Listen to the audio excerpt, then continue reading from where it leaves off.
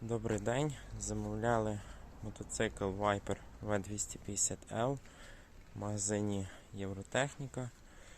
Зібрали його. Все добре. Ось так він виглядає з усіх сторін. Ось такий панель приборів. Дякую продавцю за товар.